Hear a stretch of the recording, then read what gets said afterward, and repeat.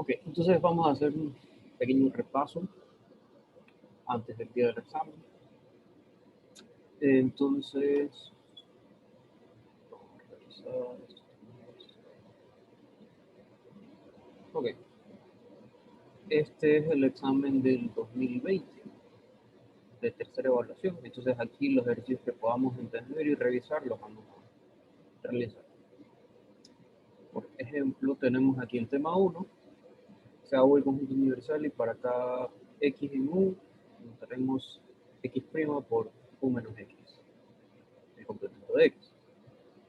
Entonces queremos ver que el complemento de la unión es la intersección de los complementos. Okay.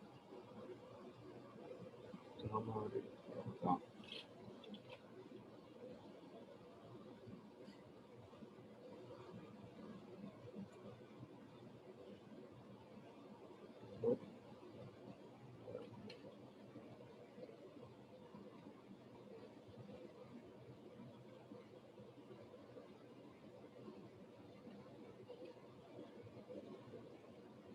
Listo. Entonces vamos a poner esto que es el repaso.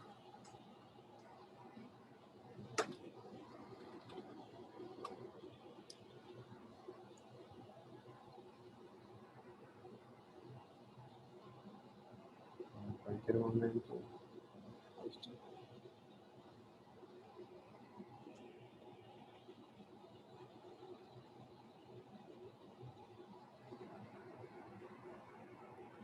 Paso de introducción a matemáticas. Ok, entonces si queremos demostrar esta igualdad, ¿qué es lo que tenemos que hacer? Tenemos que mostrar que la doble contenencia, que A unido con B complemento, está contenido en A' intersección B'. ¿Okay? Entonces, ¿qué debo hacer? Voy a tomar un elemento aquí y debo probar que también esté acá. Entonces, para llegar a eso, ¿qué significa que X esté en el complemento de A unido con B? Eso significa que, bueno, X no está en A unido con B.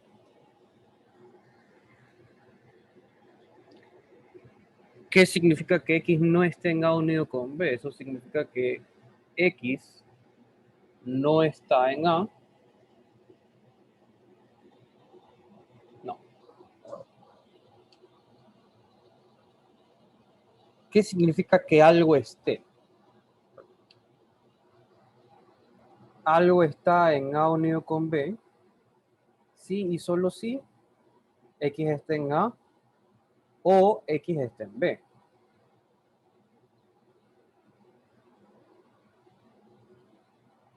Entonces, ¿qué significa la negación? Que no esté ahí. Significa que no está en A y no está en B.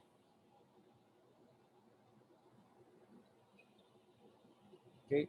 ¿Pero qué significa que X no está en A? X no está en A cuando X está en el complemento y X está en el complemento de B, igualmente.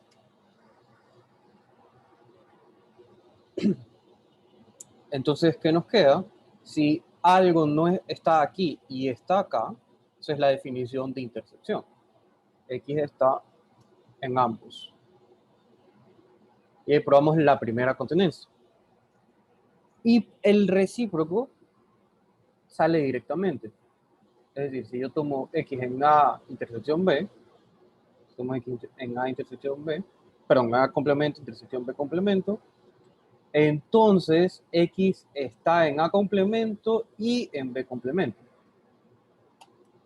Pero eso también significa que X no está en A y X no está en B. Es decir, que X no está en la unión. Y si no está en la unión, entonces está en el complemento de la unión. Y ahí terminamos el primer tema.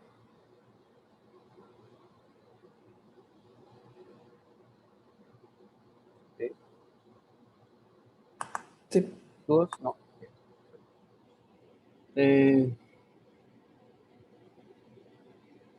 este tema aún no lo hemos visto, así que vamos a ver. Este tampoco lo hemos visto, tampoco hemos visto mucha matemática, no hemos visto la propiedad del supremo. Se hace la colección de los estudios de las personas interesante, problema, no hemos visto eso tampoco. Así que vamos al siguiente examen. Desde la primera evaluación, así que seguramente que más. No, segunda. Claro, sí, porque aquí era diferente el orden en el que se daba. Porque aquí tenemos puras propiedades de los números reales. Así que vamos a la segunda evaluación. Aquí sí, okay, tenemos otras cosas. Entonces, ¿para qué funciones f de R en R existe una función g tal que f es igual a g al cuadrado?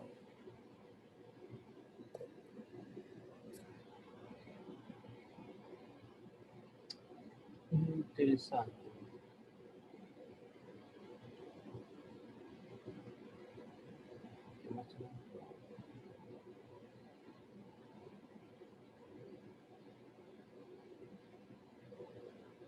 Cardinalidades no han visto, ¿no? Pero de conjuntos infinitos. No, eso no hemos visto. De conjunto infinito.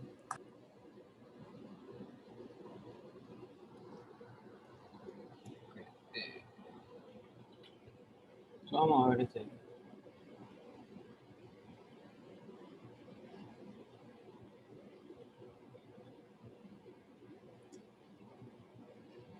¿Para qué funciones f de R en R existe una función g tal que f es igual a g al cuadrado?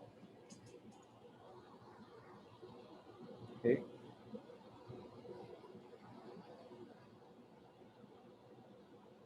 Argumente su respuesta.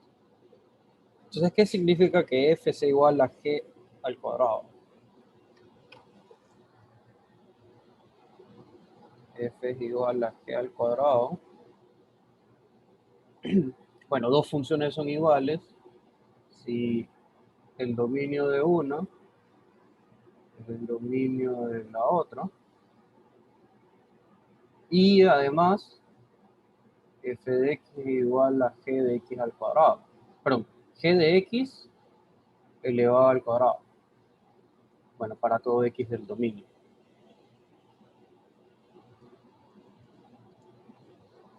Entonces, ¿para qué funciones va a existir g? Esta g.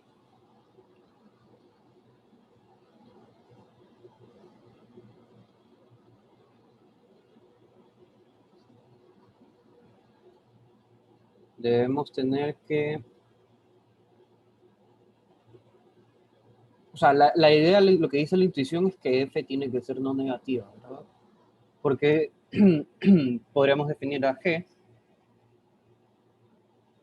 Definamos g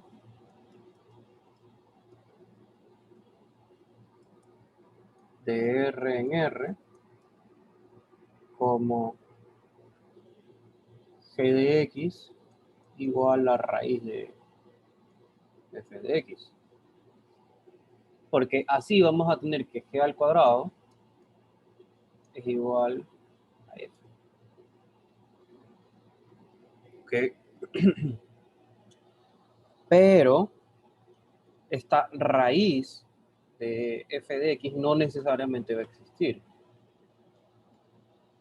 Entonces, ¿qué es lo que vamos a tener? Vamos a tener que f necesitamos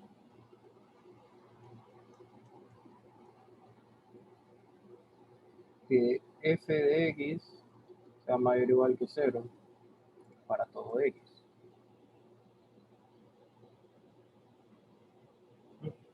Y además,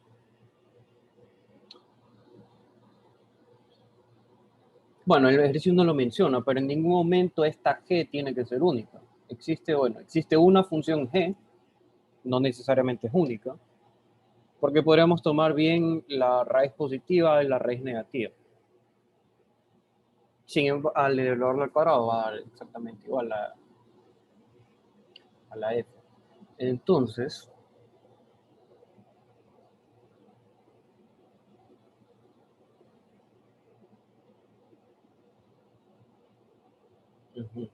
entonces, si la f es mayor o igual que 0, entonces va a existir esta función.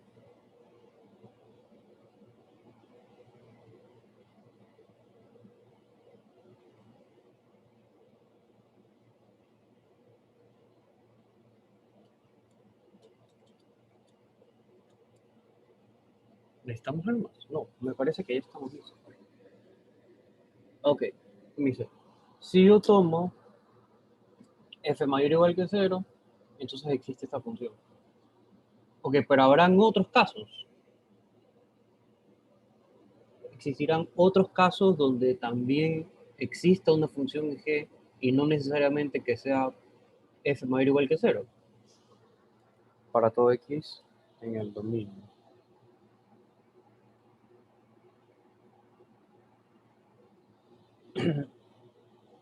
Existirá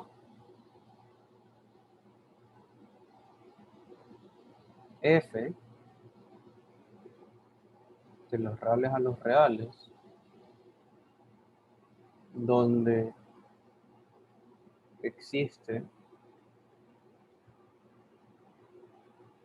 al menos uno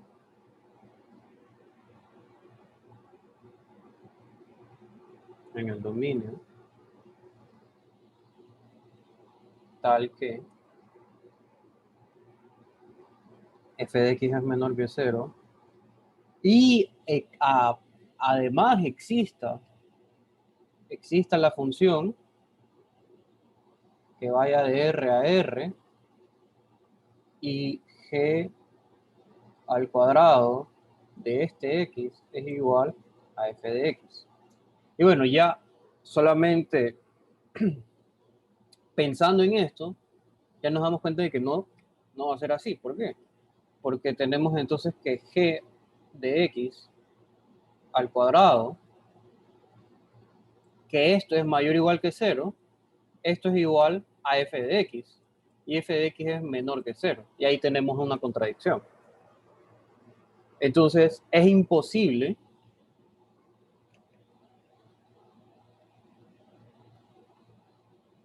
supongamos que existe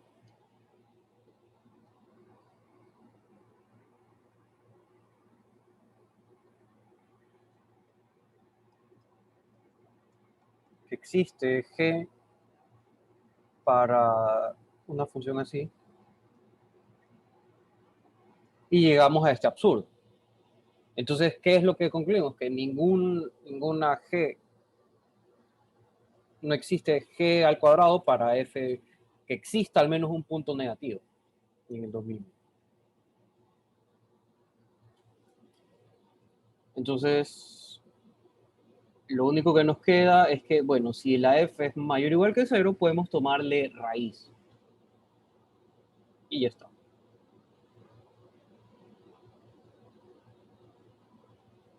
Entonces, creo que podemos ordenar esto un poquito mejor.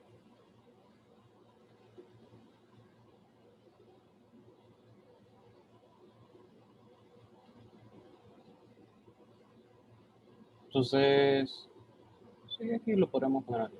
Entonces,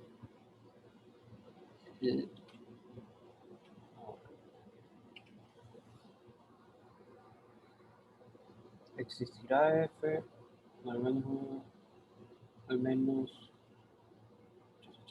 ok, entonces no. Entonces necesitamos que f de x sea mayor o igual que 0 para todo x del dominio. Una g puede ser g de x igual a la raíz de f de x para todo x. Esa es la regla de correspondencia de esta función. Listo.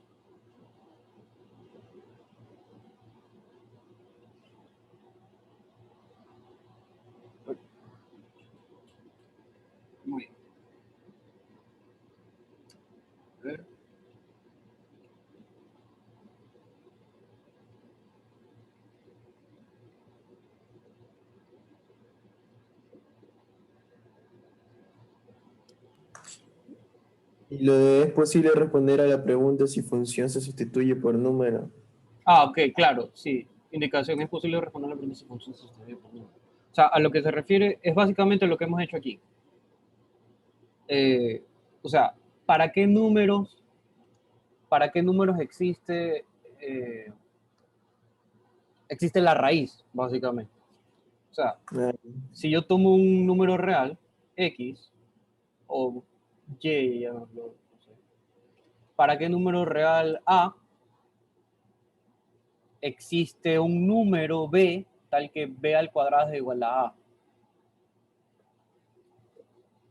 ¿Okay? Entonces, por propiedades de los números, B va a ser mayor o igual que 0. ¿Ok? Entonces, A es suficiente y necesario que A tenga que ser mayor o igual que 0. ya entendí. Correcto. Sí. Esa es como la intuición, ¿no? Entonces, claro, si yo tomo una función donde al menos un punto sea negativo, entonces no va a existir eh, dicha función, porque voy a llegar a esta contradicción, ¿no? Que voy a tener que 0 es mayor o igual que 0. Perdón, 0 es mayor que 0 y eso es mi contradicción.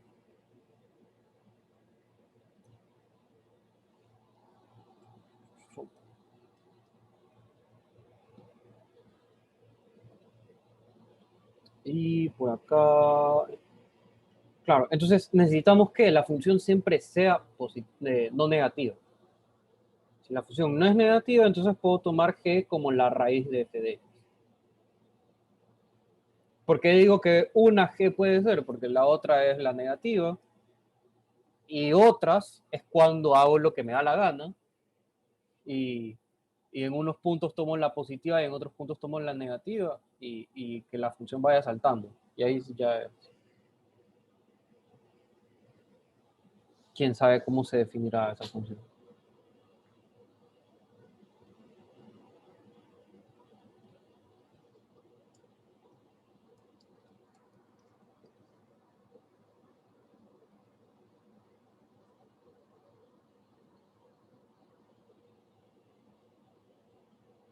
¿Ok?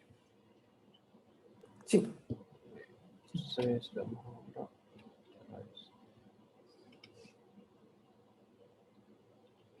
tema 2. Diremos que A es similar a B si existe una función biyectiva. Demuestre que esto es una relación de equivalencia. Esto es interesante.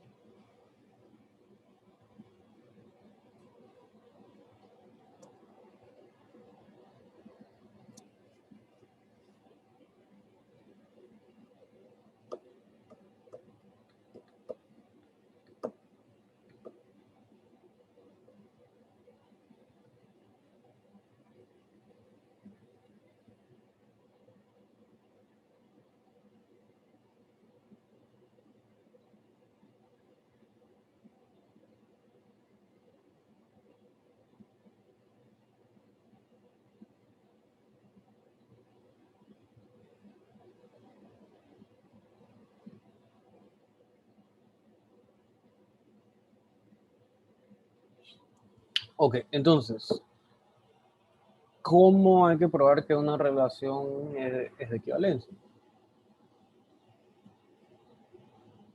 Bueno, primero vamos a ver que es reflexiva.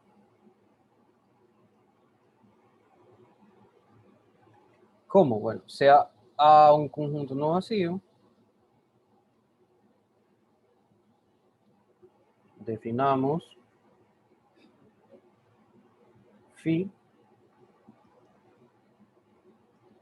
como quién, como phi de A es igual a A. Y ya está.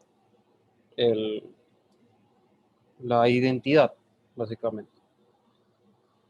La identidad es inyectiva, es inyectiva sobre directiva, entonces es biyectiva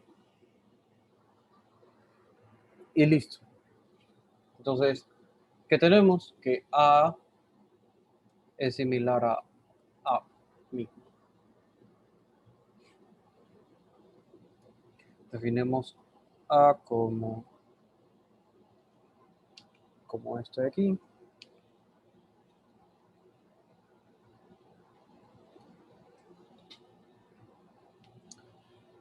¿Será necesario probarlo?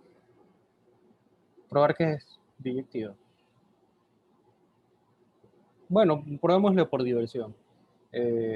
Si f phi de A es igual a phi de B, entonces A es igual a B por definición de F. Perdón, por definición de phi. Por definición de phi. Entonces ya está a ese lado, es inyectiva.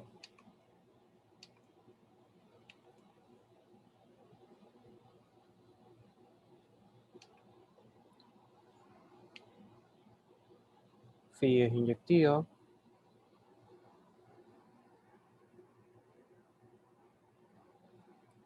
Y sobreyectiva. Bueno, sobreyectiva es mucho más claro, porque si yo tomo, porque para todo A en A, ¿quién es el elemento que hace A? Existe A mismo. Si tomo X igual a A, F de X, perdón, phi de X, phi de X es igual a A. Y ahí también probamos sobreyectividad. Por tanto,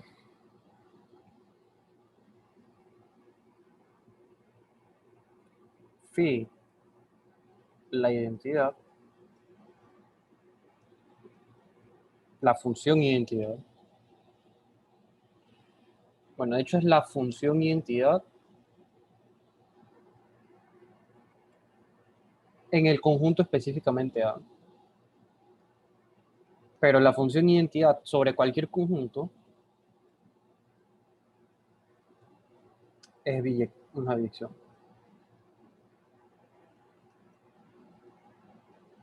Así,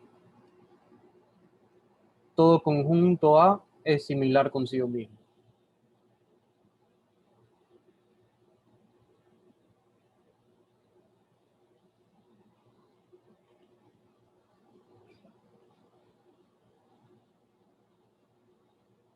Ahora probemos que es reflexiva, sí.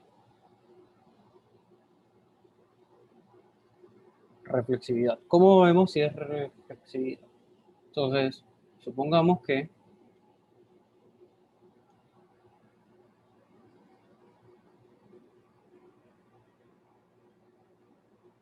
A es similar a B.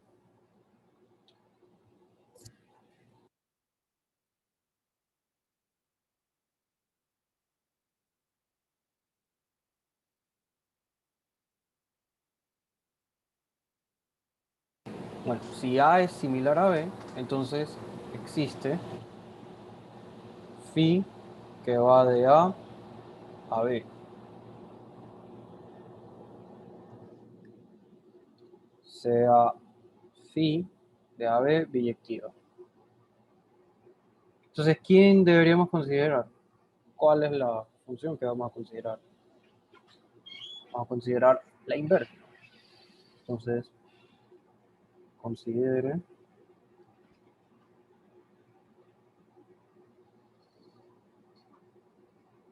phi a la menos 1 de B hasta A. Ahora,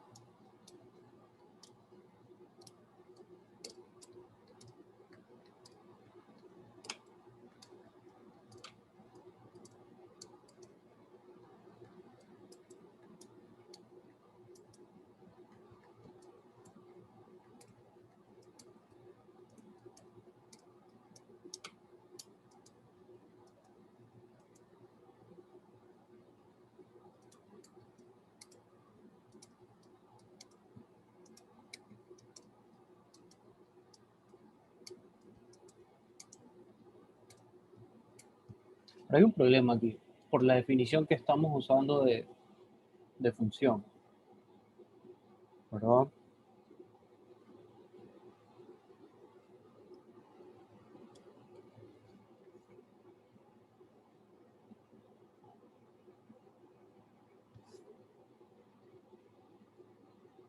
Ok, supongamos que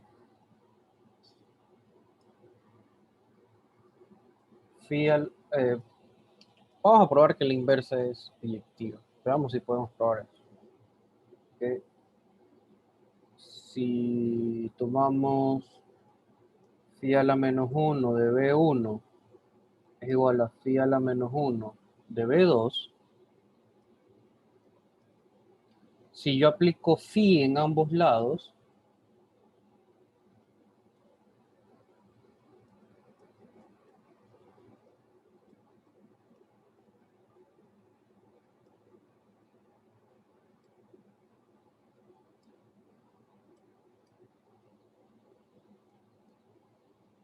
entonces al hacer esta composición me va a quedar B1 igual a B2.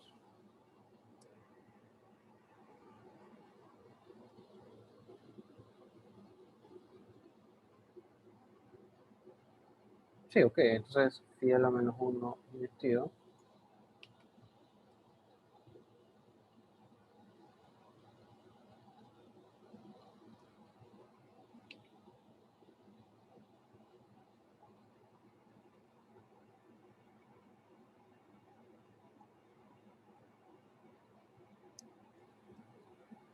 Phi a la menos 1 inyectiva, pues pasa esto. El problema es con la sobreyectividad.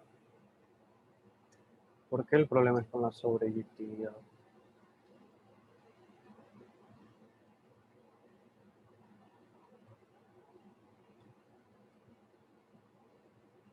Porque no necesariamente todo, o sea, con la definición que hemos estado trabajando, o el profesor ha estado trabajando, no necesariamente todo elemento de A es parte del dominio. Entonces, no es cierto que todo elemento, perdón, Entonces también no sería cierto que todo elemento de B sea parte del rango y ahí ya quitamos el sobreyectivo. no,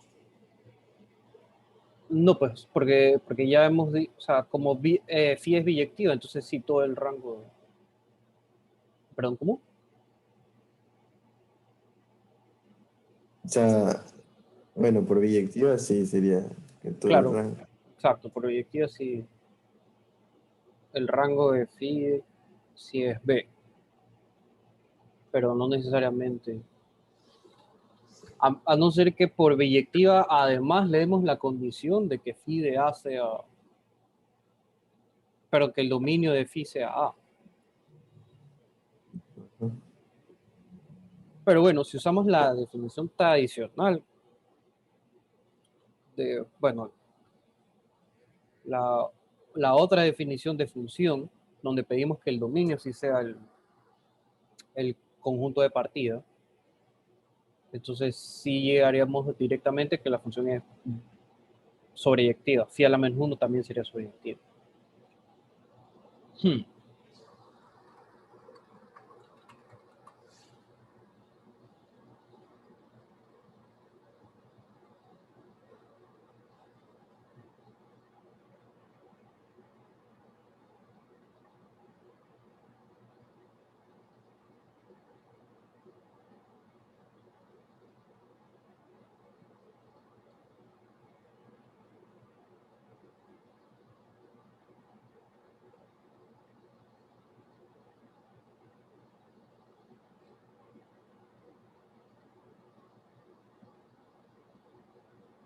Claro, sí, o sea, es que debe llevar cada elemento de X un elemento en Y, porque si no, no tendría sentido que digamos que sea biyectiva.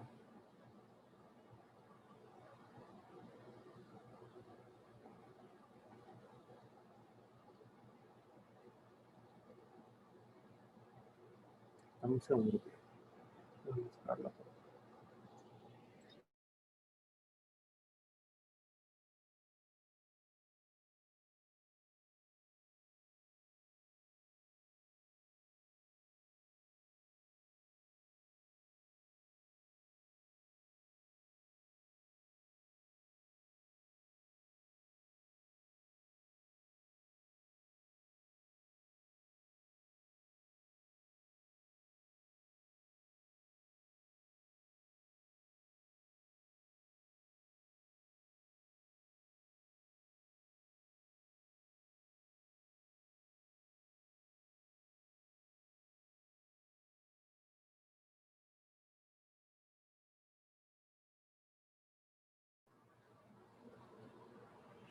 Ok, entonces,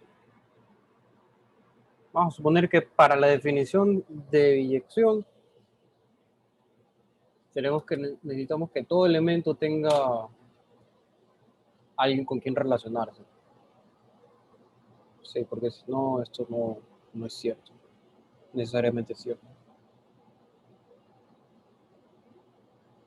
O sí.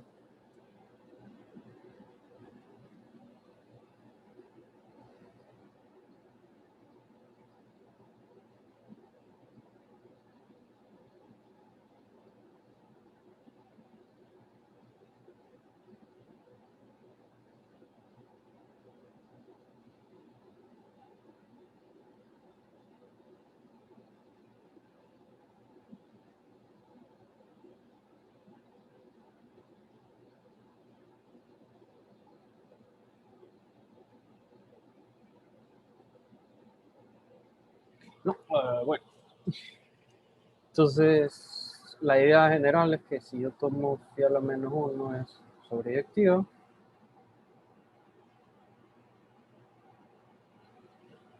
pues todo elemento en X, bueno, todo elemento X en A, bueno, o en el dominio de A, tiene con quién relacionarse.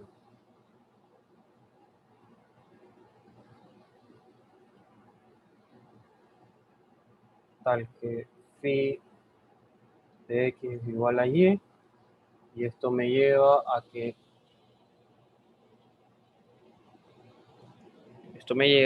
que phi a la menos 1 de Y es igual a X, y ahí tenemos sobreyectividad.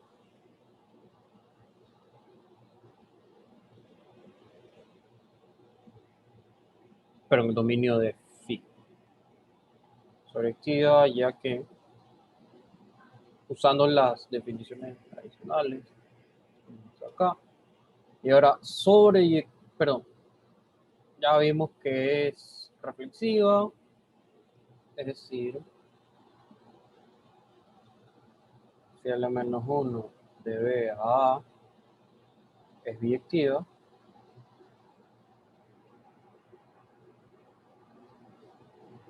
y así B es similar a A. Por tanto,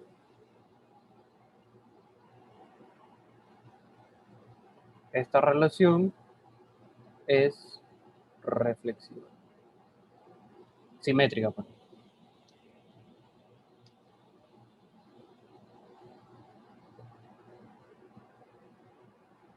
Es simétrica. Ya, reflexiva, simétrica, y ahora hay que probar transitividad. Entonces, finalmente, suponga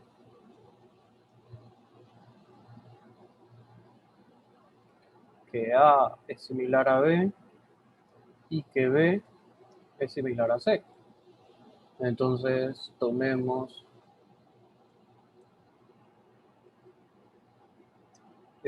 F de A hasta B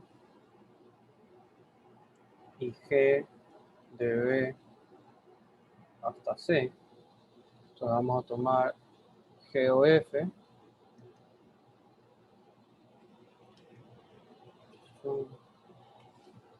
Digamos, hagamos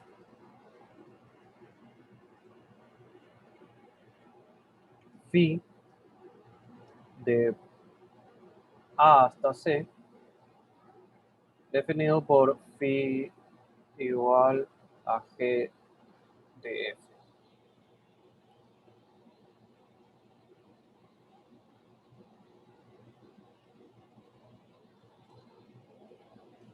¿Ok? Entonces hagamos phi igual a G o F. Y bueno, veamos que esto es biyectivo. Pues si tomamos phi es inyectiva,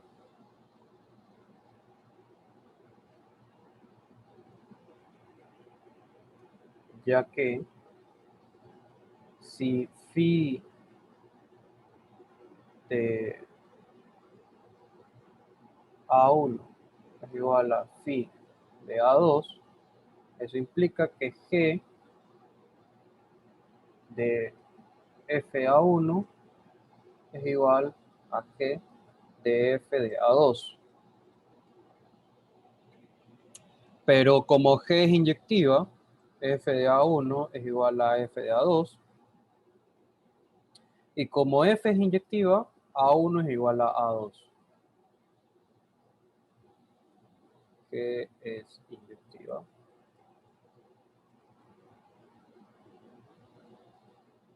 Y F.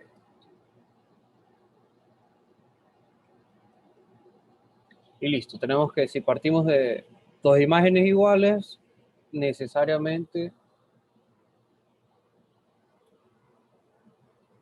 si es necesario que sean iguales también los puntos donde salimos.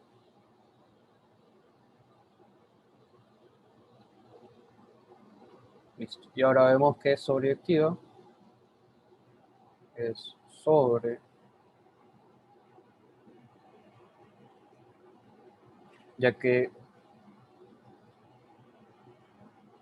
si tomamos un C,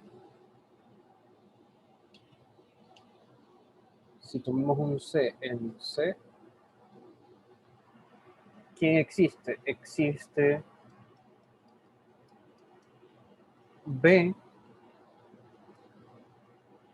en B, tal que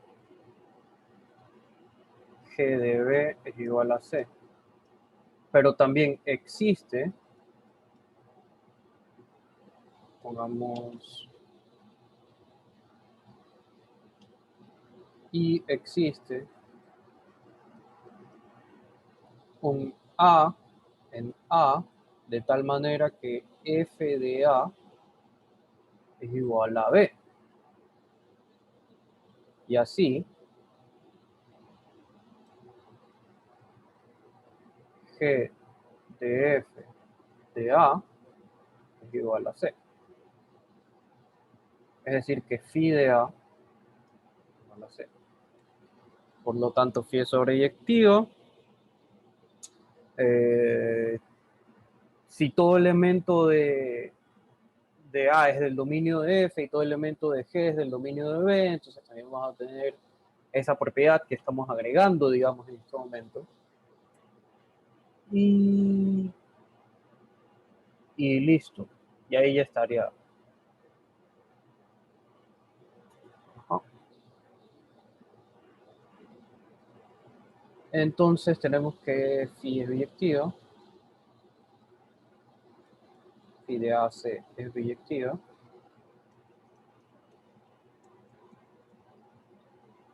Entonces,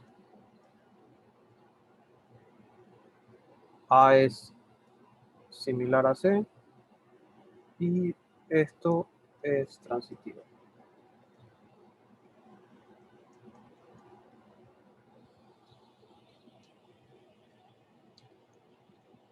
Luego, esto es transitivo. Finalmente,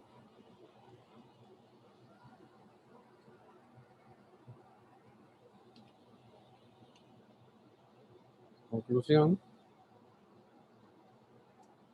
phi es una relación de equivalencia.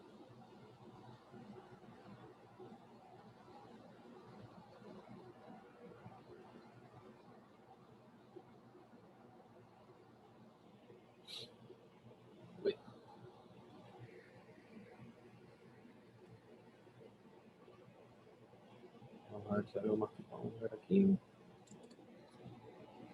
Que esto es similar a esto, si solo si n es igual a n.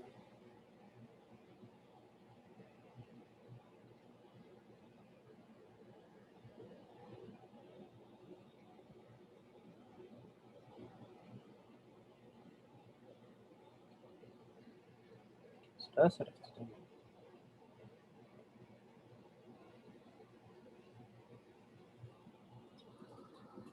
Si son similares, si solo si son iguales. Bueno, si n es igual a m, entonces este conjunto es igual al de acá. Si esto es igual a esto, entonces este conjunto es igual al de acá y listo. Ahora, si yo tengo que los dos son iguales,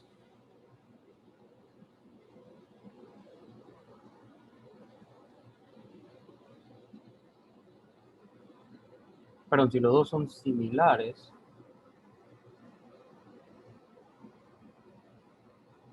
entonces, ¿qué va a pasar si los dos son similares?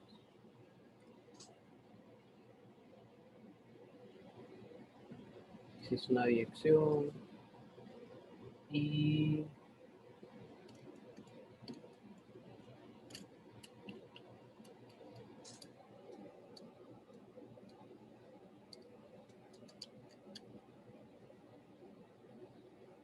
¿qué va a pasar?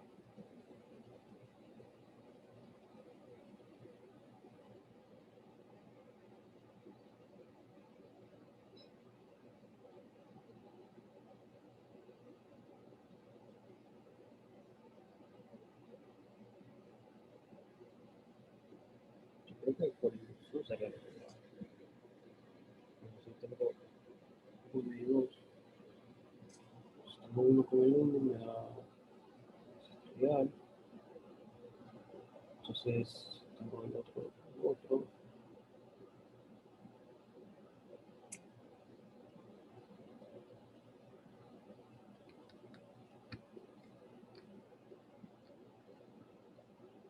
Sí, creo que por inducción hay que hacer la otra implicación. No han visto inducción, no han entendido. Así que vamos a ver el siguiente ejercicio. O al menos a mí se me ocurre con inducción. No sé si existe una solución más sencilla, pero 4, o sea, f de x ahí es una función, hay que ver que es inyectiva si para pares de conjuntos disjuntos las imágenes se mantienen disjuntas.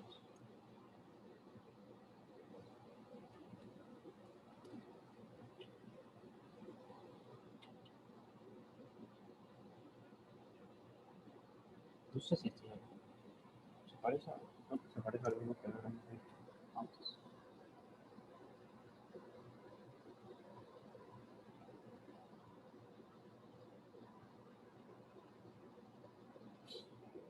Okay. Entonces,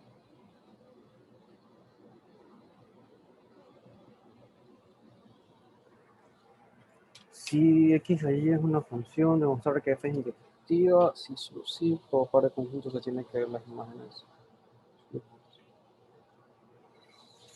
Sí, me parece que hicimos algo similar en una clase, así que vamos a ver qué sale. Entonces, vas a suponer primero, suponga que, perdón, suponga que f es inyectiva.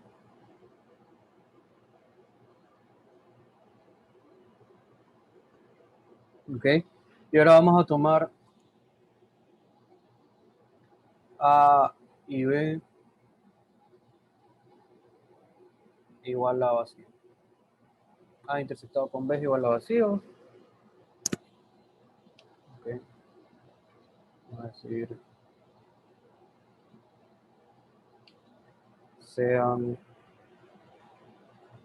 A y B subconjuntos de X, tales que A intersectado con B es igual a vacío. Entonces queremos ver que la imagen de A y B son disjuntos.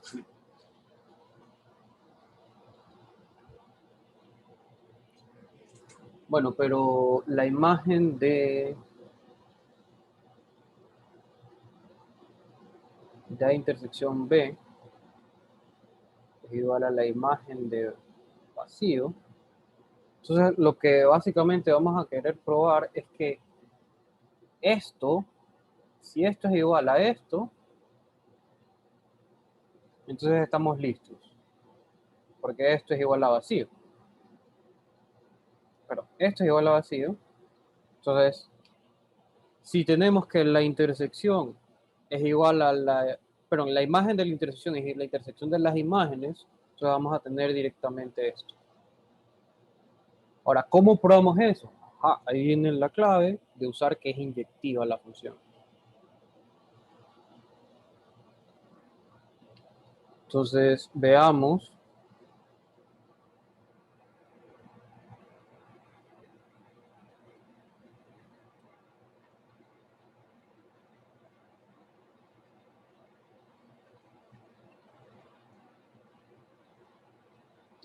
Entonces,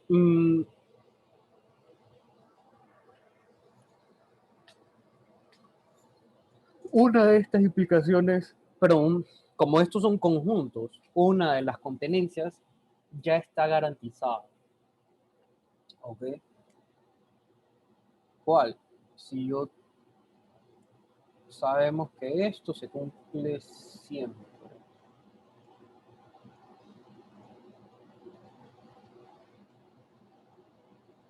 ¿Cierto? Porque si yo tomo un Y en la imagen de A intersección B,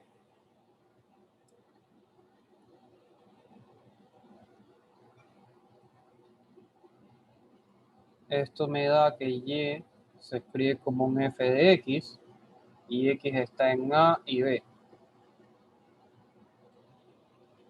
Entonces, Y se escribe como f de X para un X que está en A y Y se escribe como f de X para un X que está en B. Y esto lo que me dice es que Y está en f de A y en f de B.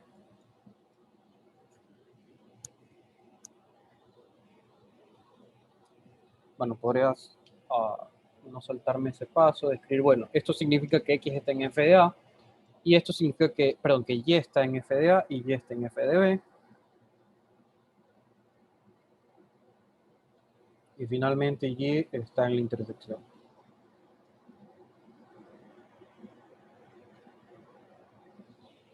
Listo.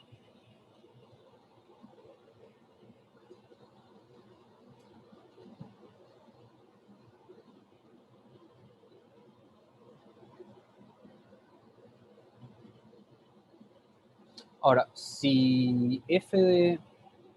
Ahora, si yo quiero ver... Bueno, esta es la que digamos que es directa porque cuando se ven las propiedades de las funciones, esto siempre está escrito.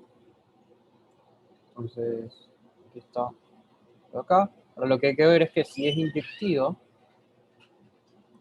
f de A intersectado con f de B está contenido en f de A intersección B.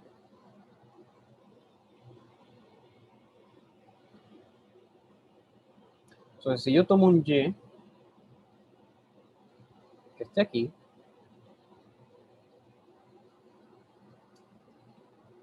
significa que Y se escribe como un f de x1.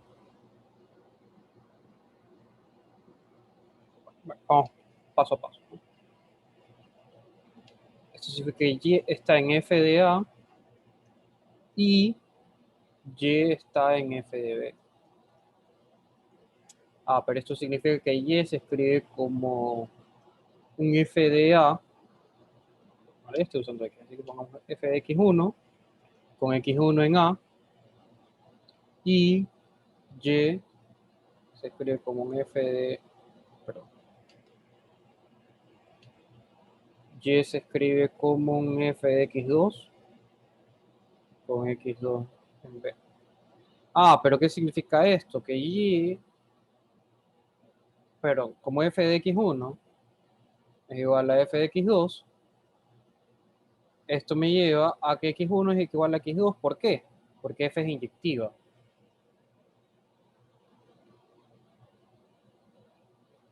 Entonces, Y se escribe como un f de x con x en la intersección. Porque el x1 es igual a x2, entonces lo llamo x. Y x está tanto en A como en B, entonces está en la intersección. ¿Y esto qué significa? Que Y está en f de A intersección B.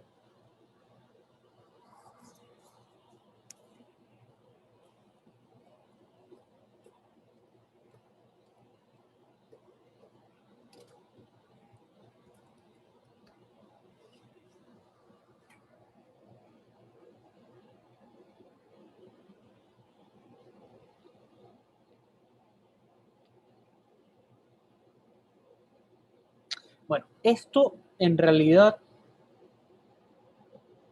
esto se cumple siempre que F es inyectiva. Ahora, en el caso particular,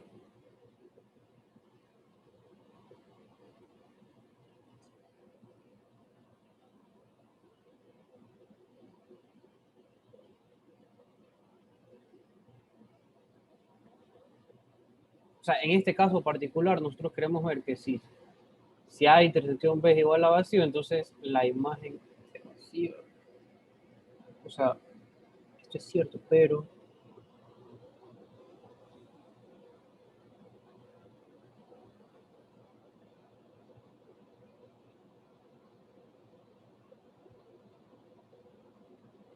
el problema es que estamos tomando un elemento acá y es vacío. Entonces, o sea, esto es verdad siempre. Ahora, el problema es que si esto es vacío, estamos aquí tomando un elemento donde no hay. O sea, en realidad no hay ningún problema, en teoría, pero podría ser medio confuso, ¿no? Porque nosotros hemos dicho, bueno, si A y B están aquí y su interacción es vacía, este conjunto es vacío. Y estamos tomando un elemento en el vacío. Digamos que está acá. Bueno, en realidad está como, no sé, para rascarse la cabeza, nomás no hay que preocuparse de eso. Ahora, el problema que sí puede pasar es que esto es vacío. Y aquí, esto no sabemos que es vacío. Pero si no fuese vacío, o sea, si existe al menos uno aquí, vamos a llegar a que está acá. Pero este conjunto es vacío.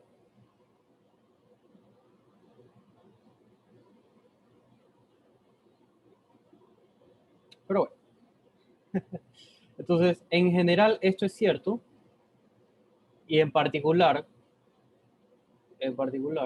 vamos a tener que...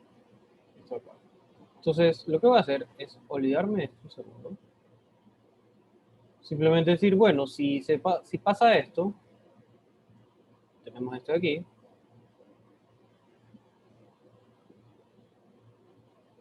Esto no.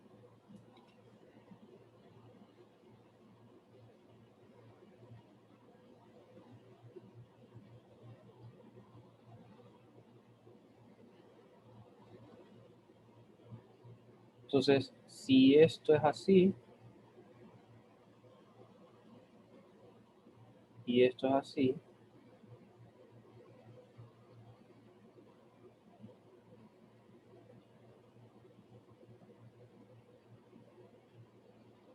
entonces tenemos que esto es así. Y finalmente, si tenemos que A y B son subconjuntos de X, con A intersección B igual a vacío, vas a tener que F de A intersección B, vas a tener que F de A intersección F de B es igual a la imagen de la intersección, y esto va a ser la imagen de vacío, y esto va a ser vacío. Ya llegamos al primer lado.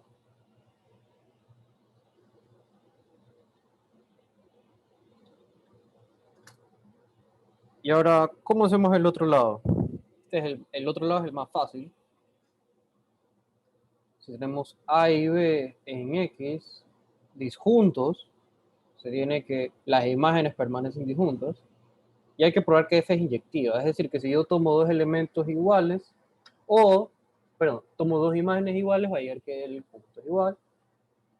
O si tomo dos elementos distintos, la imagen tiene que ser distinta. Y eso es lo que vamos a usar. Para el recíproco,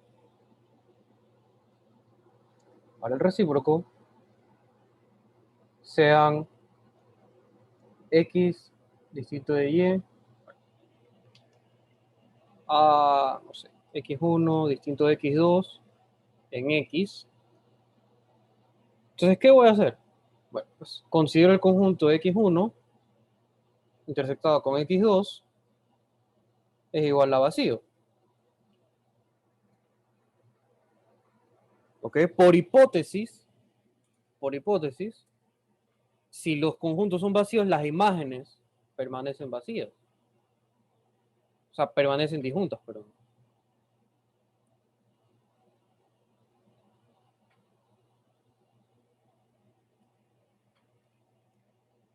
Pero ¿quién es este conjunto? Este conjunto es la imagen de X1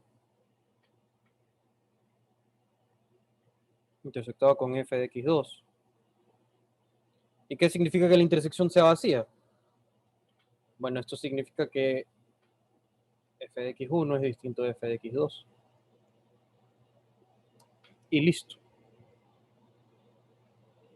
Está resuelto. Ese lado era el más fácil de ver. De hecho, creo que se podría simplificar la prueba de anterior. Creo que le hice muy complicada. Ajá. ¿O hasta aquí alguna duda? No, no, ninguno. Sí entiendo. Perfecto. Entonces, yo creo que podríamos decir, bueno, si yo digo que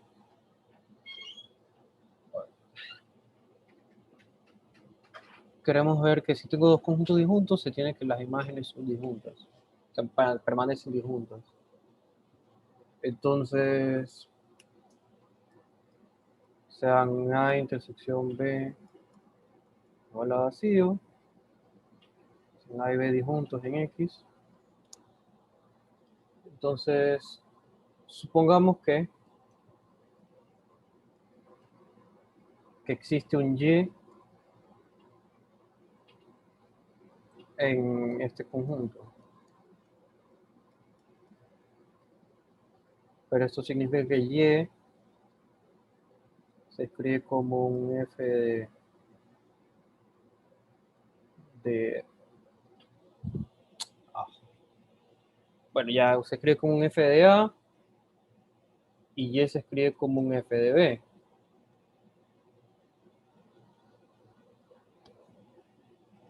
Y esto me lleva a que A es igual a B. Si es que supongo que F es inyectivo. Y si F es inyectiva,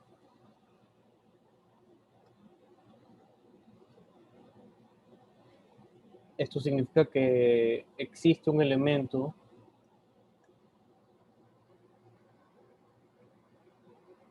no B, esto es decir que esto es distinto de vacío. Bueno, nunca usé el hecho de acá. Entonces digamos que sean A y B subconjuntos de X. Voy a suponer que existe un Y en la imagen, en la intersección de ambos. Entonces Y lo escribo de esta manera. Esto me lleva a que A es igual a B. Y esto me lleva a que existe un X en AB, es decir, que esto no es vacío. Entonces podemos decir,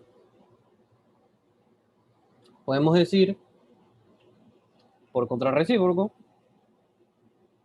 o sea, a lo que hemos llegado es que si f de A intersectado con f de B no es vacío, esto me implica que la intersección tampoco es vacía. Y ahí, por contrarrecíproco,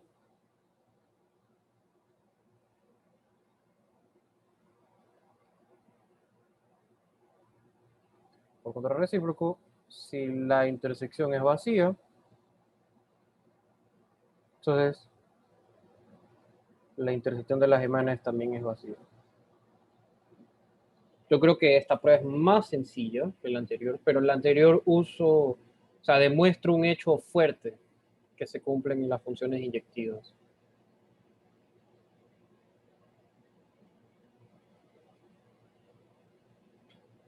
Bueno, como es repaso, cualquiera de las dos. Mejor dicho, está bien hacer las dos, como estamos haciendo repaso.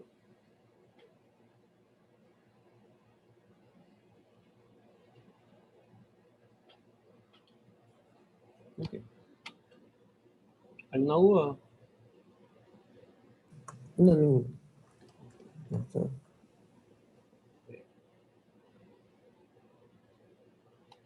Claro, también puede haber dicho directamente por contradicción,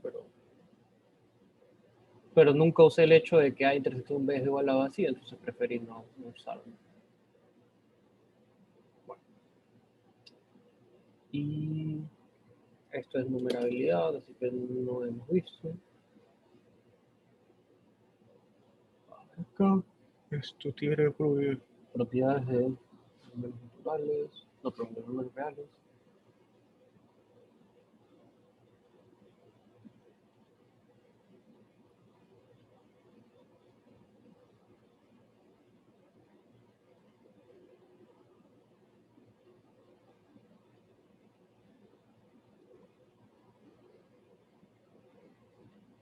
Aquí hicimos un número.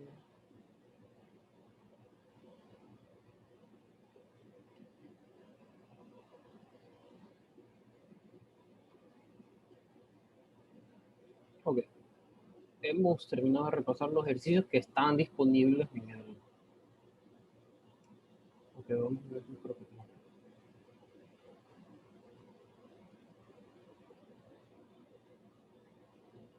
Sí. Me parece que estos son los tres que estaban disponibles en los exámenes de la escuela. Así que, bueno, ¿una pregunta hasta ahora? ¿Otra vez? ¿No?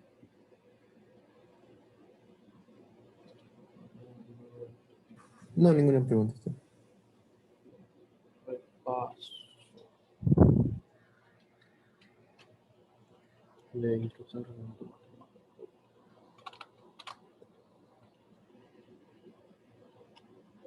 Ok, entonces, bueno, vamos a ver las otras guías. Las guías que ha mandado el comité.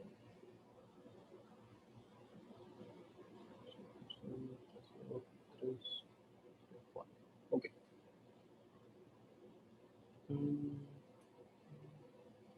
El profesor mandó también una guía de los anteriores temas, ¿no? Pero no sé por qué no los tengo aquí. Creo que de primero no. Y del segundo, Solo de segundo, tercero y cuarto.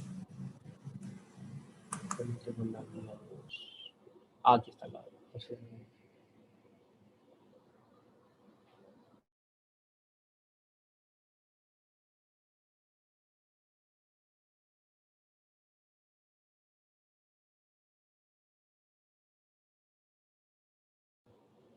Ah, para la guía 2 mandó de conjuntos.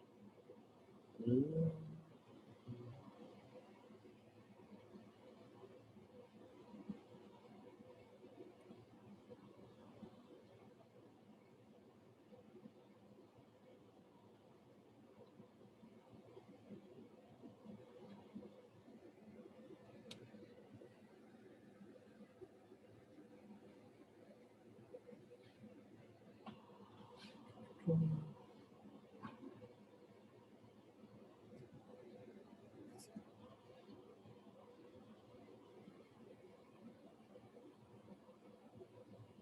No sé si aquí hay algún tema que quieras revisar.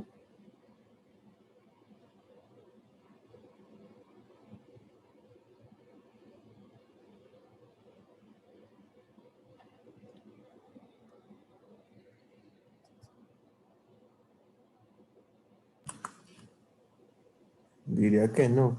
Pero no me acuerdo bien de esa guía. Déjame ver. Déjame abrirla primero. Bueno, aquí me acuerdo que resolvimos esta de aquí. Estos de acá también. Sí. O sea, aquí que dice si hay un conjunto arbitrario de índices. Creo que resolvimos dos y mandé para ustedes a resolver los otros dos. Sí, de hecho voy a buscar, ¿no?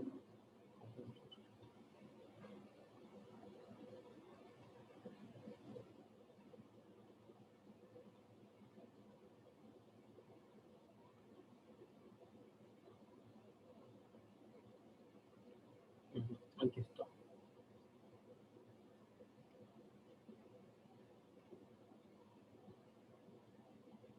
Bueno, aquí hablé de inducción, pero aún no han visto inducción. Pero si tomamos un conjunto de índices arbitrario,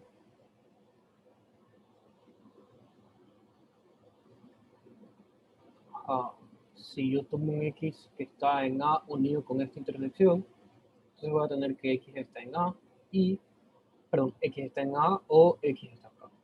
Entonces, en el caso 1, si x, claro, aquí estoy haciendo demostración por casos, porque bueno, tengo que probar, si yo supongo uno, tengo que probar que igual esté en el otro, y si supongo el otro caso, igual voy a llegar a la misma conclusión. Entonces, si x está en A, x está en A unido con BI para todo I en los índices, y esto me lleva a que la intersección de A unido con, pero que x está, me falta aquí el x está acá, x está acá, x. Caso 2, si x está en la intersección, entonces x está en todo I para todo B sub I, y luego x está en A unido con B sub I, porque si está en B sub I está en la unión con A, y si está en todos, entonces llegamos acá, y tenemos esto acá, y al recíproco es parecido.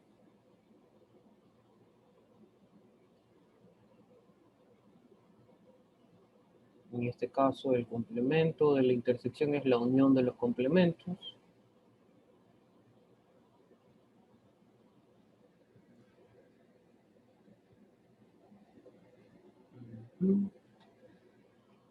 Sí, y el complemento de la unión es la intersección de los complementos, también es similar de verdad. Más el 16 vivos, 15 vivos.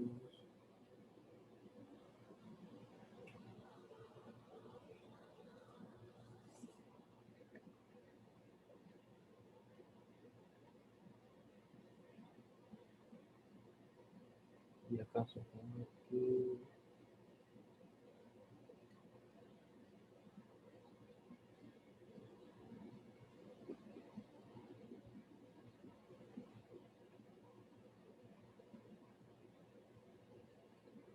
Claro, si A no está contenido en B, si no es cierto que A está contenido en B, existe un A que no está en B.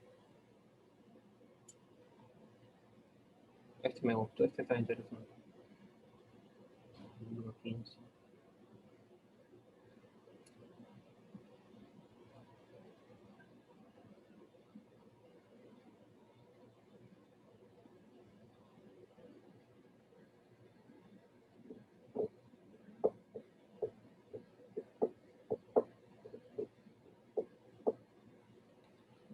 Okay.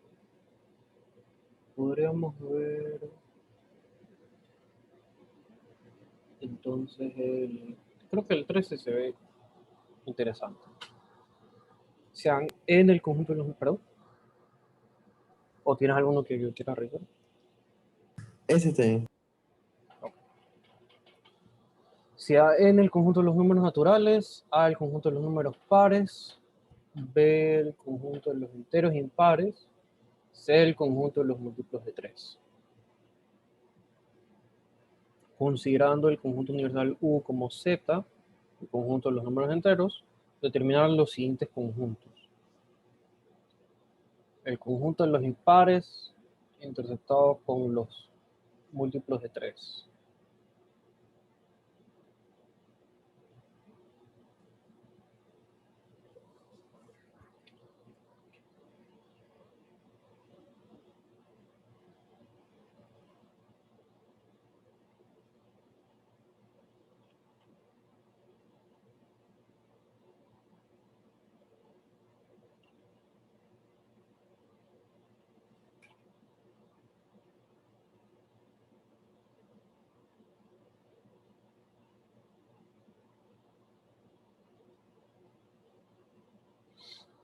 Ok.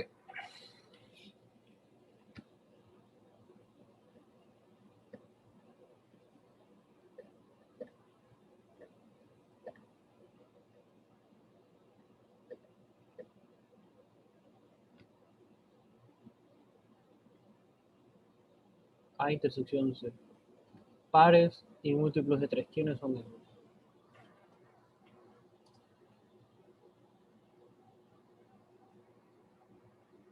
Son todos los X, tales que X es par,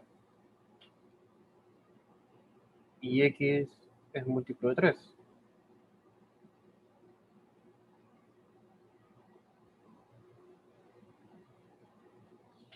¿Y quiénes son esos?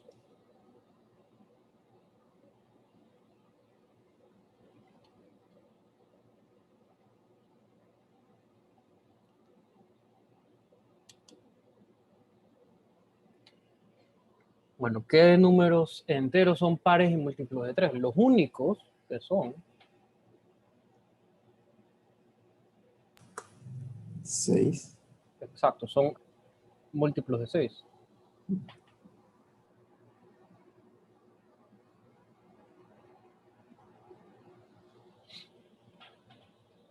X es par y múltiplo de 3, X es múltiplo de 6.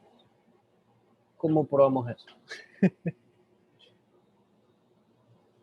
Para que no queden dudas, que estos conjuntos son exactamente iguales.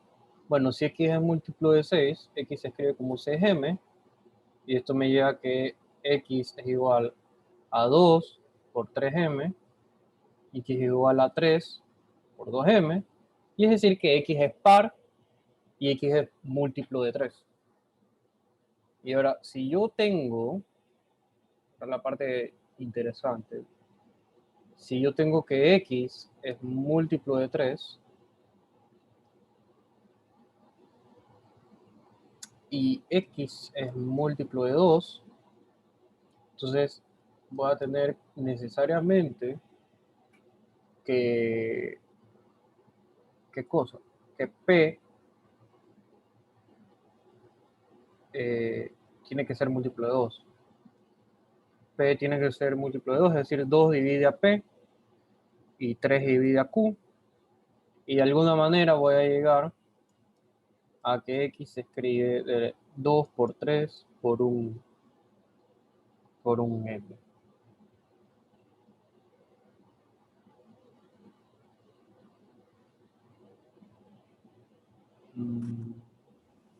Me voy a la parte del final, no sé por qué. ¿Por qué? Ok. El de X por 2 por 3. O sea, entendí lo de acá arriba, pero. De esto de aquí arriba, que 2 tiene que ir a P. Eso lo entiendo, pero no entendí cómo de esto salió a esto, al final. Parkour. Ajá. Ya.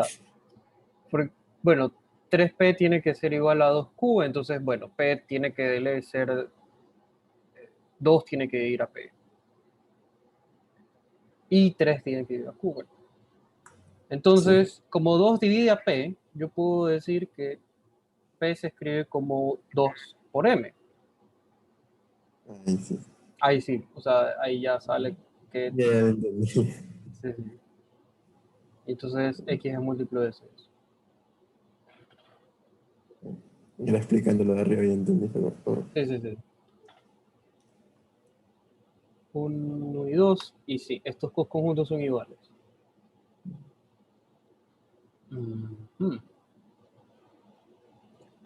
Y ahora, este conjunto está interesante. A intersección C complemento. C complemento, si C son los múltiplos de 3, ¿quiénes son los otros C? que no son múltiplos de 3. Ajá. Entonces vamos a ver. Esto sería los X en Z, tales que X es par y X no es múltiplo de 3. X es par y X no es múltiplo de 3.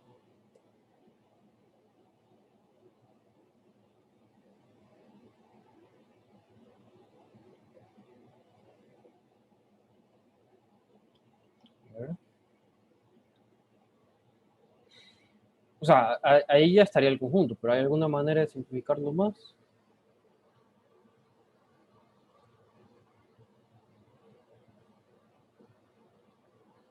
Algo sería 2, 4, 6, ¿no? 8. Bueno, podríamos escribirlo de esta forma. O sea, si X es par y no es múltiplo de 3, no es múltiplo de 6.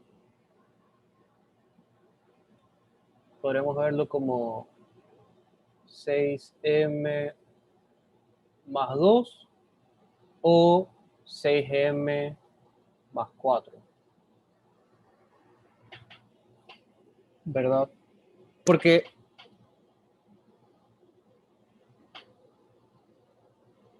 los múltiplos de 6 son estos, ¿verdad? Los múltiplos de 6 son el 6m. Como no es múltiplo de 6, ¿por qué? Porque no es múltiplo de 3. Entonces, esto se escribe como un 6m más r, donde r es el residuo de 0, 1, 2, 3, 4 y 5. Ahora, hay que descartar opciones. Primero, r no puede ser 0 porque si no es múltiplo de 6 y sería múltiplo de 3. Entonces, ¿qué me queda? Como yo quiero que x sea par, entonces no puede ser residuo 1, ni residuo 3, ni residuo 5. No puede ser 3. Entonces lo que me quedaría es que x o se escribe como 6m más 2 o x se escribe como 6m más 4. ¿Por qué? Porque esto es 2 veces 3m más 1 y esto sería 2 por 3m más 2. Y es que esto de aquí no va a ser nunca múltiplo de 3 y esto tampoco. Entonces, ¿qué tenemos? Tenemos un número par que nunca va a ser múltiplo de 3 y un número par que nunca va a ser múltiplo de 3.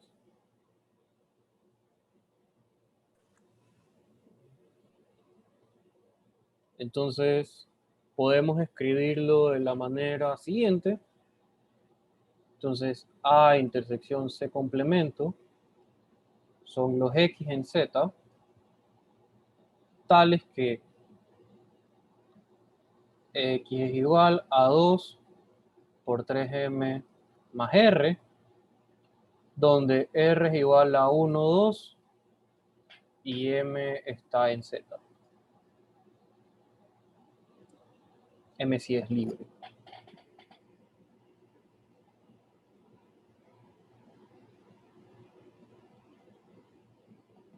Ok. ¿Sí, sí está claro? Sí. Perfecto. Bueno, entonces, ¿qué más decía acá? Okay, vamos a ponerle esto 1. Y el 3 es B unido con C. B es son los impares y C son pares. Perdón, y C son los múltiplos de 3. Ahí es la unión.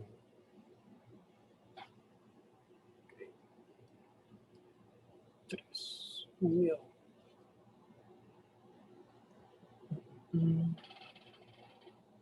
Entonces esto sería X es impar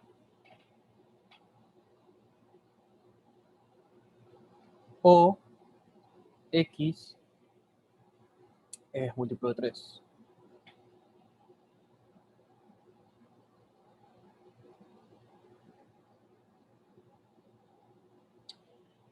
A ver. X. X.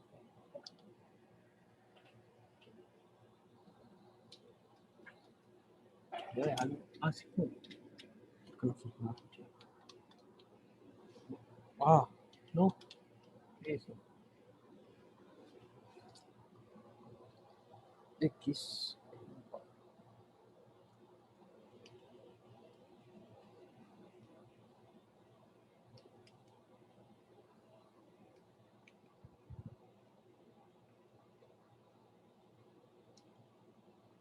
Bueno, dame un segundo. Ya regreso. Ya. Vamos a revisar ahora sí el B unido con C. X es impar o X es un múltiplo de 3. Entonces, bueno, realmente no hay mucho que se pueda decir, a menos que X es impar significa que X se escribe como 2m más 1. Y que sea múltiplo de 3, pues sería O X es igual a 3 por K. Y no hay como relacionar más.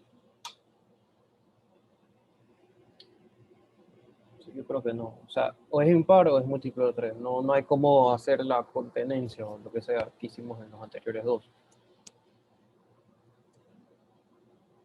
Sí, también está viendo eso, porque Okay. como X es 2m más 1. O X es igual a 3. Y de hecho podríamos escribirlo, bueno, podríamos ponerlo así. 2m más 1, tal que m en z, unido con 3k, tal que k en z también. Dependiendo de cuál consideremos que es más o menos.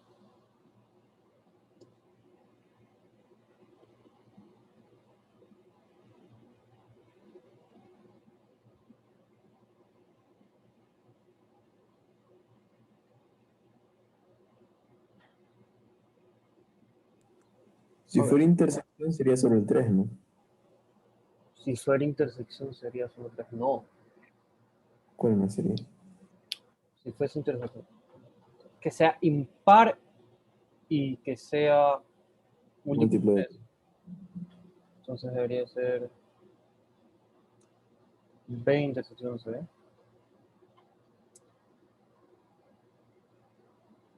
Si es impar, entonces no es múltiplo de 6.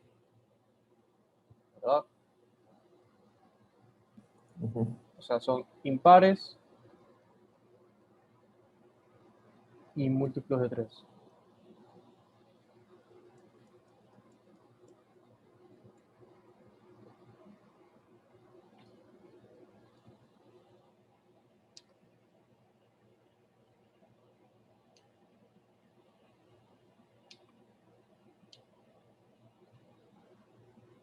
Múltiplos de 3. Entonces,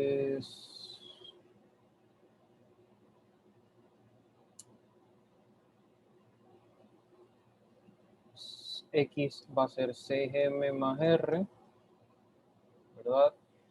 Y R, las opciones son 0, 1, 2, 3, 4 y 5. Entonces, 0 no puede ser porque sería múltiplo de 6 y no queremos que sea múltiplo de 6.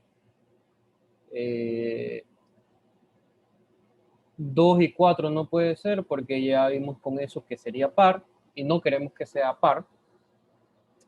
Entonces nos queda el 1 y el 5 y el 3, perdón. Entonces, ¿en cuál de estos casos va a ser múltiplo de 3? Solamente con R. X tiene que ser 6m más 3. Y esto es 3 veces 2m más 1. Ajá, claro. Es un número impar y es un múltiplo de 3.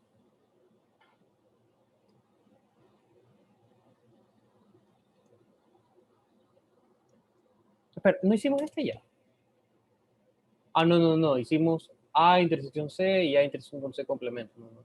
Entonces, bueno, B es el complemento de A. Uh-huh. Entonces, B intersección C es igual a todos los X en Z, tales que X es igual a 3 por 2m más 1, es múltiplo de 3, es impar, y M es libre.